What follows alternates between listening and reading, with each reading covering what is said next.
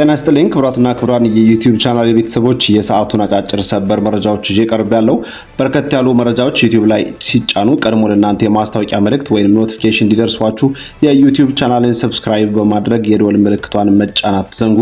ወደ ሰበር መረጃዎቹ ስናቀና በቀዳሚነት ወደ እናንተ ጆሮ የሚደርሰው የኢራንና የአሜሪካ ጦርነት በርካታ የዓለምን ሕዝብ ኢኮኖሚ ያናወጠ የመንግስታትን ኪስ እየፈተነ ቢሆንም ነገር ግን በአንጻሩ ቢሊዮን ዶላሮችን በጦርነቱ ምክንያት የሚያጋብሱ ተቋማት እንዳሉ ተዘግቧል። አልጀዚራና ቢቢሲን ጨምሮ ዓለም አቀፍ መገናኛ ብዙሃን በዛሬው ዕለት ያወጧቸውና በጦርነቱ ምክንያት ከፍተኛ ገንዘብ እያገኙ ያሉት ተቋማትን በተመለከተ በዝርዝር ጉድ ያሰኘውን ዘገባ አስደምጣችኋለሁ።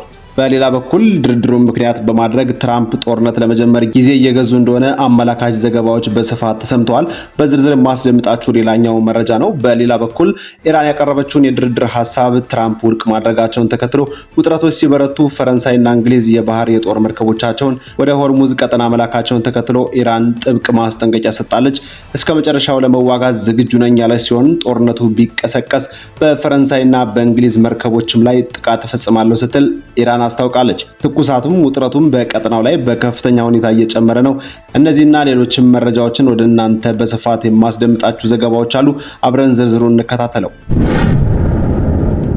በቅድሚያም አሜሪካና እስራኤል በጥምረት በመሆን በኢራን ላይ የከፈቱት ጦርነት በመላው ዓለም የሚገኙ ነዋሪዎችን በከፍተኛ ሁኔታ የኑሮ ጫና ውስጥ የከተተ ባለበት በዚህ ወቅት ለማመን በሚከብድ ሁኔታ የተወሰኑ የዓለማችን ኩባንያዎችና ቢሊዮነሮችን ትርፍ በትርፍ እያንበሸበሻቸው እንደሚገኝ ተዘገበ። የዓለም አቀፉ መገናኛ ብዙሃን ብሪቲሽ ብሮድካስቲንግ ኮርፖሬት ወይም ቢቢሲ ባወጣው ዘገባ በጦርነቱ ምክንያት የተፈጠረውን እርግጠኝነት ማጣትና ኢራን የወሰደችውን የሆርሙዝ መዝጋት እርምጃ የሸቀጦችን ዋጋ በመናሩ በመላው ዓለም የኑሮ ውድነትን ያስከተለና የተቋማትን የቤተሰቦችና የመንግስታትን ኪስ እየተፈታተነ ነው። ጦርነቱ አንዳንዶቹን ወደ ገደል አፋፍ ቢያደርሳቸው ንግዳቸው በጦርነት ወቅት የበለጠ ትርፍ የሚያስገኝላቸው ወይም የኤነርጂ ዋጋ መናር የጠቀማቸው ጥቂት ተቋማት ግን በዓለማችን ላይ ቢሊዮኖችን ማጋበስ ቀጥለዋል። በመካከለኛው ምስራቅ ግጭት መቀጠል ምክንያት በቢሊዮን የሚቆጠር ዶላር እያተረፉ ያሉና አንዳንዶቹ ዘንድም ጦርነቱ እንዳይቆም ይፈልጋሉ። ውስጡን ነገሩን እየገፉ ያሉትም ተቋማት እነዚሁ ናቸው በማለት የሚታሙት ተቋማትን በተመለከተ ቢቢሲ በአንደኛ ደረጃ ላይ ያስቀመጣቸው የነዳጅና የጋዝ አምራቾችን ነው። እስካሁን ድረስ ጦርነቱ በከፍተኛ ኢኮኖሚያዊ ጫና ያሳደረው የኢነርጂ ዋጋን በማናር ሲሆን ከዓለም የነዳጅና የጋዝ ምርት 1/5 ያህሉ የሚጓጓዝበት የሆርሙዝ ወሽመጥ ከየካቲት ጀምሮ ሙሉ በሙሉ በሚባል ደረጃ የመርከብ ጉዞን ማስተናገድ አቁሟል። ይህም ደግሞ የነዳጅ ዋጋን እንዲንር ያደረገ ሲሆን ከዓለም አቀፍ ግዙፍ የነዳጅና የጋዝ ኩባንያዎች ውስጥም የተወሰኑት በዚህ ክስተት ተጠቃሚ ሆነዋል። ከፍተኛውን ጥቅም ያገኙት ግዙፎቹ የአውሮፓ የነዳጅ ኩባንያዎች ሲሆኑ እነዚህ ኩባንያዎች ሽያጭ የሚከናወንበትን የንግድ ክንፍ ስላላቸው በዋጋ መናር ትርፍ መጨመር ችለዋል። ቢፒ የተባለው የብሪታንያ የነዳጅ ኩባንያ በ2026 የመጀመሪያዎቹ 3 ወራት ብቻ ትርፉ ከእጥፍ በላይ አድጎ 3.2 ቢሊዮን የአሜሪካን ዶላር ደርሷል። የኩባንያው የንግድ ዘርፍ ልዩ አፈጻጸም ማሳየቱንም በይፋ አስታውቋል። ሌላኛው የነዳጅ ኩባንያ ሼል ሲሆን ሼል በበኩሉ በመጀመሪያው ሩብ ዓመት ብቻ 6.9 ቢሊዮን የአሜሪካን ዶላር በማግኘት ተንታኞች ከጠበቁት በላይ ትርፍ ማጋበስ እንደቻለም ተዘግቧል። ግዙፉ የዓለም አቀፍ ኩባንያ ቶታል ኢነርጂስ በበኩሉ በነዳጅና በኢንዱስትሪ ገበያ ዋጋ መጨመር የተነሳ ትርፉ በ1/3 ገደማ ጨምሮለታል። በ3 ወራት ውስጥ ብቻ ያገኘው ትርፍ 5.4 ቢሊዮን የአሜሪካን ዶላር እንደተቆጠረም አመላክቷል። የአሜሪካዎቹ የነዳጅ ኩባንያዎች ኤክሶን ሞቢል እና ቼቭሮን የተባሉት ግን በመካከለኛው ምስራቅ የነዳጅ አቅርቦት መስተጓጎል ምክንያት ገቢያቸው ካለፈው ዓመት በተመሳሳይ ጊዜ ጋር ሲነጻጸር የተወሰነ ዝቅ ብሎ ቢታይም ያገኙት ትርፍ ግን ከባለሙያዎች ግምት በእጅጉ የበለጠ ሆኗል። የነዳጅ ዋጋ ጦርነቱ ከመጀመሩ በፊት ከነበረው በእጅጉ የጨመረ በመሆኑ የሁለቱ ኩባንያዎች ትርፍ እያደገ እንደሚሄድ ይጠበቃል። ሌላኛው በጦርነቱ ከፍተኛ ትርፍ እያጋበሱ ያሉት ደግሞ ቢቢሲ በሁለተኛ ደረጃ ያስቀምጣቸው የዓለማችን ግዙፍ ባንኮች ናቸው። ከዓለም ትልልቅ ባንኮች መካከል የተወሰኑት በመካከለኛው ምስራቅ እየተካሄደ ባለው ጦርነት ወቅት ትርፋቸው በከፍተኛ ሁኔታ ኑሯል።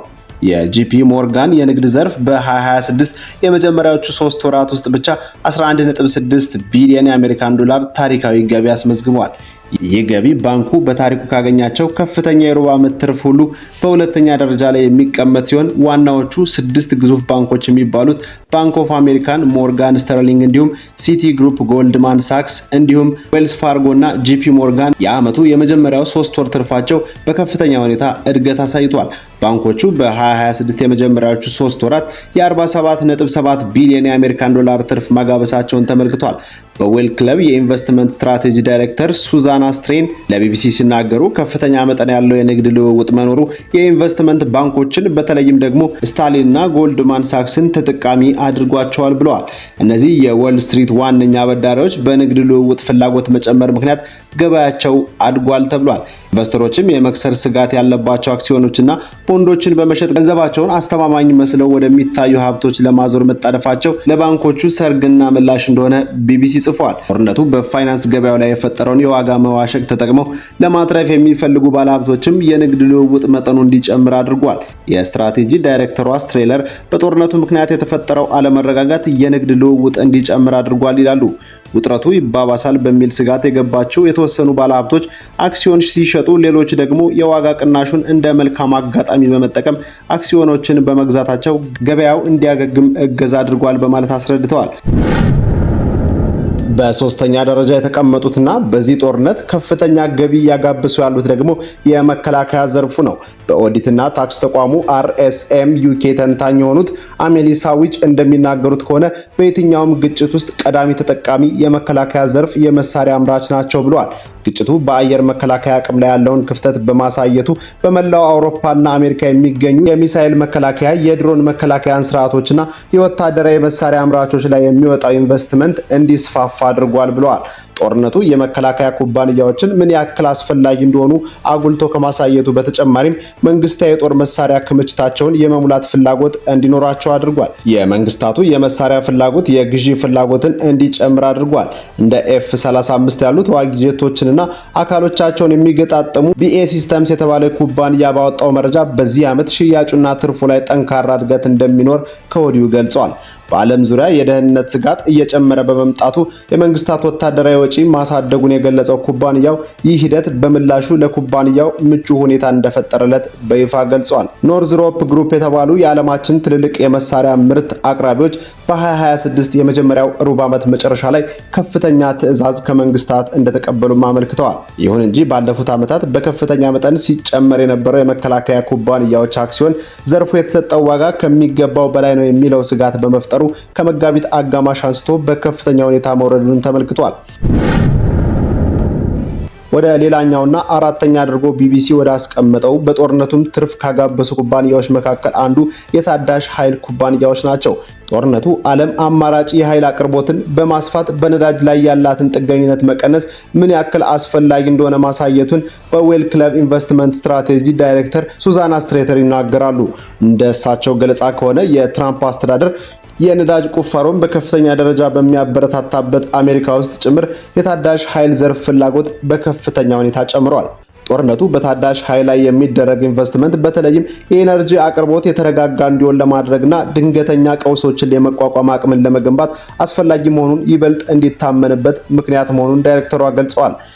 ከዚህም ቀውስ ተጠቃሚ ከሆኑ ኩባንያዎች አንድ የሆኑ በፍሎሪዳ የሚገኘው ኔክስራ ኢነርጂ በዚህ ዓመት የአክሲዮን ዋጋው በ17 በመቶ እድገት አድርጓል።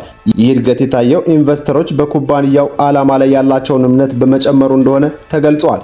ግዙፍ የሆኑት የዴንማርክ የንፋስ ኃይል ኩባንያዎችም ቬስታስ እና ኦርስት የተባሉ ኩባንያዎች በበኩላቸው ከፍተኛ ትርፍ ማጋበሳቸውን ገልጸዋል። የኩባንያዎቹ ትርፍ መጨመር የኢራን ጦርነት ተጽዕኖ የታዳሽ ኃይል ኩባንያዎችን እያሳደገ መሆኑን ያመለከተ ሆኗል።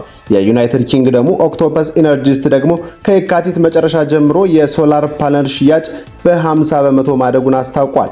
የነዳጅ ዋጋ መናር የኤሌክትሪክ ተሽከርካሪዎችን ፍላጎት በመላው ዓለም እንዲጨምር ያደረገ ሲሆን በተለይም የቻይና አምራቾችን በከፍተኛ ሁኔታ ትርፍ እንዲያጋብሱ እንዳደረጋቸውም ተዘግቧል። የሆነ ሆኖም ይህ ጦርነት በመላው ዓለም ከፍተኛ ውጥረትና ከፍተኛ ኪሳራ በነዋሪው ላይ እያደረሰ ሲሆን ነገር ግን እንደዚህ ላሉ ኩባንያዎች ግን ሰርግና ምላሽ ሆኖ ከፍተኛ እጥፍ የሆነ ቢሊዮን ዶላሮችን እያጋበሱ ነው።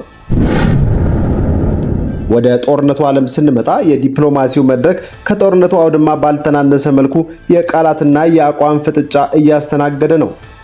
የኢራን የውጭ ጉዳይ ሚኒስትር ቃል አቀባይ እስማኤል ባጋይ አሜሪካና እስራኤል በኢራን ላይ የከፈቱት ጦርነትን ለማስቆም ኢራን ያቀረበችውን የቅርብ ጊዜ የሰላም ሐሳብ ምክንያታዊና እጅግ ለጋስ መሆኑን በይፋ ተናግረዋል። ይህንን ያሉት የአሜሪካው ፕሬዝዳንት ዶናልድ ጄ ትራምፕ ትናንትና የቀረበላቸውን የኢራን ሐሳብ ውድቅ ካደረጉና ካወገዙ እንዲሁም ጦርነት እንደሚከፍቱ ከዛቱ በኋላ ነው። በኢራን መንግስታዊ ቴሌቪዥን ኢራን ቲቪ በቀጥታ በተላለፈው ጋዜጣዊ መግለጫ ላይ ቃል አቀባይ ባጋይ ሲያብራሩ አሜሪካ በላክነው ሰነድ ረቂቅ ውስጥ ያካተትነው እያንዳንዱ ሐሳብ ምክንያታዊ የሆኑ ፍላጎቶችና ኃላፊነት የተሞላባቸው ጥያቄዎችና ለጋስ የሆኑ አቅርቦቶችን ያቀፈ ነው ብለዋል። ይህ ደግሞ ለኢራን ብሔራዊ ጥቅም ብቻ ሳይሆን ለመላው ቀጠናና ለዓለም አቀፉ ማህበረሰብ ደህንነት፣ መረጋጋትና ሰላም ሲባል የተዘጋጀ ነው ብለዋል። ይሁን እንጂ ፕሬዝዳንት ዶናልድ ጄ ትራምፕ እሁድ ዕለት በሰጡት አጭርና ቆራጥ ምላሽ ከኢራን በኩል የቀረበው ይህንን የሰላም ሐሳብ በፍጹም ተቀባይነት የሌለው ቶታሊ አንአክሴፕቴብል በማለት አጣጥለውታል። ይህ የትራምፕ አቋም በሁለቱ ወገኖች መካከል ያለውን የሰላም ድልድይ ይበልጥ አራርቆታል። ቃል አቀባዩ እንዳብራሩት ከሆነ የኢራን መንግስታዊ ሚዲያዎች ቴህራንን የመልስ ሐሳብ ቁልፍ ጥያቄዎች የሚከተሉት ናቸው ብለዋል። አንደኛው በቀጠናው ውስጥ የሚካሄደው አውዳሚ ጦርነት በአስቸኳይ እንዲቆም አሜሪካን ጠይቀናል። ሁለተኛ ባጋይ ያሉት በኢራን መርከቦች ላይ የሚፈጸም የባህር ላይ ዘረፋና ወንበዴነት ሲሉ የገለጹትን የአሜሪካን የባህር ላይ ጥቃት በአስቸኳይ እንዲያበቃ። ሶስተኛ በአሜሪካ የፖለቲካና ኢኮኖሚያዊ ጫና ምክንያት በውጭ ሀገር ባንኮች ውስጥ ለዘመናት ታግደው የቆዩ የኢራን ብሔራዊ ሀብቶች በሙሉ ያለምንም ቅድመ ሁኔታ ለኢራን እንዲመለሱ። ሌላኛው ማዕቀብ የተጣለበትና ስትራቴጂካዊ በሆነው የሆርሙዝ ባህር ወሽመጥ ላይ የኢራን ሙሉ ሉዓላዊነትና ባለቤትነት መብት ከዛሬ ጀምሮ እንዲረጋገጥ፣ በጦርነት ምክንያት ለደረሰው የንብረትና ኢኮኖሚ ውድመት ተገቢውን የካሳ ክፍያ አሜሪካ እንድትሰጥ የሚጠይቅ ነው። ከትራምፕ ተቃውሞ አንጻር ኢራን ቀጣይ እርምጃ ምን ሊሆን እንደሚችል የተጠየቁት ባጋይ ስለ ቀጣዩ የሰላም ሂደት ስንነጋገር ምንም እንኳን የተለያዩ ትንኮሳዎችና ረብሻዎች ቢኖርም እኛ ግን በኢራን ብሔራዊ ጥቅሞች ላይ ብቻ ትኩረታችንን አድርገን እንደራደራለን ብለዋል። ጥቅሞቻችንና ደህንነቶቻችን ለማረጋገጥ አስፈላጊውንና ማንኛውም አይነት እርምጃ ከመውሰድ ወደ ኋላ አንልም ብለዋል። የሀገራቸውን ጽናት ለማረጋገጥ በተጠቀሙበት ቋንቋ ፈጽሞ ወደ ኋላ የሚባል ነገር የለም፣ እስከ መጨረሻው ጠብታ ድረስ መዋጋታችንን አይቀርም ብለዋል። ይህ በእንዲህ እንዳለ መገናኛ ብዙሃን እንደሚነግሩን ከሆነ የሀያላኑ ሀገራት የጦርነቱን አጀንዳ እየተቀባበሉት ነው። በተለይም ደግሞ ባለፉት ቀናት ፈረንሳይና ብሪታንያ የባህር ኃይል የጦር መርከቦቻቸውን ወደ ሆርሙዝ ቀጠና መላካቸው ይታወቃል። ይህንን ተከትሎ በቀናት ውስጥ ምናልባትም የምዕራባውያኑ ህብረት በከፊል ሆኖም በኢራን ላይ ጦርነት ሊከፍት ይችላል የሚል ከፍተኛ ስጋት አለ። ይህንን ተከትሎ ኢራን በሆርሙዝ ወሽመጥ ላይ የፈረንሳይና ብሪታንያ የባህር ኃይሎች የሚሰማሩ ከሆነ ወሳኝና ፈጣን የሆነ መርከቦቻቸውን የማስመጥ እርምጃ እወስዳለሁ ስትል በዛሬው ዕለት ሁለቱ ሀገራትን አስጠንቅቃለች። የፈረንሳዩ ፕሬዝዳንት ኢማኑኤል ማክሮ አገራቸው ፈረንሳይ በወሽመጡ ላይ የባህር ኃይሏን ለማሰማራት እቅድ እንደሌላት ገልጸው ነገር ግን ከኢራን ጋር በመተባበር የደህንነት ተልዕኮ የሚሰጥ ጦር ወደ ቀጠናው ልኬያለሁ ብለዋል። ባሳለፍነው ቅዳሜ ዕለት የብሪታንያ የባህር ኃይል በሆርሙዝ ወሽመጥ የሚኖርን የመርከብ እንቅስቃሴ ለመከላከልና ለመቆጣጠር የሚደረግ ዓለም አቀፍ ተልዕኮ ላይ ለመሳተፍ በሚል ወደ መካከለኛው ምስራቅ የጦር መርከቡን ልኳል። የዩናይትድ ኪንግደም ጠቅላይ ሚኒስትርና የፈረንሳይ ፕሬዝዳንት በጋራ በመሆን ጦርነቱ ካበቃ በኋላ ይጀምራል የተባለውን ይህንን ዓለም አቀፍ ተልዕኮ ደግፈው ተናግረዋል። ባሳለፍነው ሰኞ ዕለት ከ40 ሀገራት በላይ የሚወጣጡ የመከላከያ ሚኒስትሮች በዩናይትድ ኪንግደም የበላይነት የሚመራውና በወሽመጡ ላይ የሚደረግ የመርከብ እንቅስቃሴን የመከላከል ዘመቻ እቅድ ላይ ተገናኝተው ይወያያሉ ተብሎ ይጠበቃል። የዩናይትድ ኪንግደም ኮንሄሊን እና የፈረንሳይ አቻቸው ካትሪን ቫውሪን በጋራ በመሆን ስብሰባውን የሚመሩ ሲሆን ጦርነቱ ከቆመ በኋላ በወሽመጡ ላይ የሚደረጉ የመርከብ እንቅስቃሴዎችን እንዴት እንደሚጠብቁ ይመካከራሉ ተብሏል። ኢራን የዓለም 1/5 የነዳጅ ዘይትና የተፈጥሮ ጋዝ የሚጓጓዝበትን መስመር አሜሪካና እስራኤል ጦርነቱን ከከፈቱበት የካቲት 2018 ዓ.ም ጀምሮ ሙሉ በሙሉ ዘግተዋለች። የኢራን ጦር ቃል አቀባይ ሙሐመድ አክራሚያ በሆርሙዝ ወሽመጥ በኩል የሚያልፉ መርከቦችን ከቴህራን ጋር በቅድሚያ የማይተባበሩ ከሆነ ከባድ እርምጃ እንደሚወሰድባቸው ማስጠንቀቃቸውን የኢራን የዜና ወኪል ዘግቧል። አክራሚን ያክለውም አሜሪካኖች ይህንን በሰሜን ህንድ ውቅያኖስ የሚገኝ ሰፊ የባህር ክፍል በጦር መርከቦቻቸው ቢሞሉም እንኳን ሙሉ በሙሉ መዝጋት አይችሉም ሲሉ ተናግረዋል። አሜሪካ በባህረ ሰላጤው ሀገራት አሜሪካ በባህረ ሰላጤው ሀገራት በኳታር፣ በባህሬን፣ በዩናይትድ አረብ ኤሚሬትስ፣ በሳውዲ አረቢያና በኦማን የጦር ሰፈሮች አሏት። ከጦርነቱ ጋር በተያያዘ መረጃ የአሜሪካ ኤነርጂ ኃይል ሚኒስትር የሆኑት ክሪስ ራይት የሰጡት መግለጫ እንደጠቆሙት የፕሬዝዳንት ዶናልድ ጄ ትራምፕ አስተዳደር እያሻቀበ የመጣውን የነዳጅ ዋጋ ለማረጋጋት ሲሉ የፌዴራል የነዳጅ ታክስን ወይም ቀረጥን በጊዜያዊነት ለማስወገድ በጥልቀት እያሰቡ ይገኛሉ ተብሏል። በሌላ በኩል የአሜሪካው ፕሬዝዳንት ዶናልድ ጄ ትራምፕ በድርድር ላይ ጊዜ እየገዙ ያሉት ጦርነቱን ለመጀመር ከፍተኛ የሆነ ሰበብና ጊዜ እየመረጡ ነው ተብሏል። በዓለም አቀፉ የጂኦፖለቲካዊ መድረክ ላይ እጅግ አሳሳቢ እየሆነ የመጣው የአሜሪካና የኢራን ፍጥጫ ከዕለት ዕለት አዲስ መልሶችን እየያዘ እንደሚገኝ መገናኛ ብዙሃን እየዘገቡ ሲሆን ዶናልድ ጄ ትራምፕ አስተዳደር ከኢራን ጋር እያደረገ ያለውን የሰላም ድርድርና የውይይት ሂደት እውነተኛ የሰላም ፍላጎትን ያዘለ ሳይሆን በቀጣይ ለሚከፈት መጠነ ሰፊ ጦርነት ቅድመ ዝግጅት ለማድረግ ታስቦ ጊዜ ለመግዛት የሚደረግ ስልታዊ ማዘናጊያ ነው ሲሉ ከፍተኛ የኢራን ፖለቲካና ስትራቴጂክ ጉዳዮች ምሁር አጥብቀው እየሞገቱ ነው። ታዋቂው ዓለም አቀፍ ዜና አውታር የሆነው አልጀዚራ ባሰራጨው ልዩ ጥልቅ ትንታኔ እንዳለው ከሆነ የኢራን አፕላይድ ሳይንስና ቴክኖሎጂ ዩኒቨርሲቲ ከፍተኛ ፕሮፌሰር የሆኑት ሙስታ የአሜሪካን ጉዳይ በተመለከተ በሰጡት ሰፊ ትንተና በኢራን በኩል ያለው ጽኑ እምነት አሜሪካ ስለ ሰላም ንግግሩና ስለ ድርድሩ ምንም አይነት ቁርጠኝነትም ሆነ እውነተኛ ፍላጎት የላትም ሲሉ ውድቅ አድርገውታል። ይልቁንም ዩናይትድ ስቴትስ የድርድሩን ጠረጴዛ እንደ አንድ የፖለቲካ መሸሸጊያ እየተጠቀመች ነው። ጦርነቱን በይፋና በሙሉ ኃይል ዳግም ለመጀመር የሚያስችለውን ሁሉ ወታደራዊ፣ ሎጂስቲካዊና ስትራቴጂካዊ ዝግጅቱን እያጠናከረ፣ በሌላ በኩል ለጊዜ መግዣ ድርድሩን ስልታዊ አድርጋ እየተጠቀመችበት ነው ብለዋል። በአሜሪካና በኢራን መካከል የዲፕሎማሲ ውጥረት ሊፈታ ካለመቻሉ ባሻገር አሜሪካ በድርድር ጠረጴዛው ላይ የምታቀርባቸው ቅድመ ሁኔታዎችና ኢራን በድርድር ጠረጴዛው ላይ ያስቀመጠቻቸው ነገሮች ሰማይና ምድር መሆናቸውን ይህ ድርድር ፈጽሞ እንደማይሳካ ሳይታለም የተፈታ እንደሆነ ፕሮፌሰሩ ገልጸዋል። ይህ ፕሮፌሰሩ አቋም በመላው ዓለም ተንታኞች ዘንድ ስምምነት የተደረሰበት ሲሆን የኢራንና አሜሪካ ፍላጎት መቃረን በራሱ ሁለቱም ኃይሎች ለድርድሩ ምንም አይነት እውነተኛ ፍላጎት እንደሌላቸው አረጋጋጭ መሆኑ ተመልክቷል። ስለተከታተላችሁኝ እጅግ አድርጌ አመሰግናለሁ። አንደበት መረጃ በሌሎች መረጃዎች ትመለሳለች። ቻናሉን ሰብስክራይብ በማድረግ የደወል ምልክቷን መጫን አይርሱ። ሰላም ሁኑልን።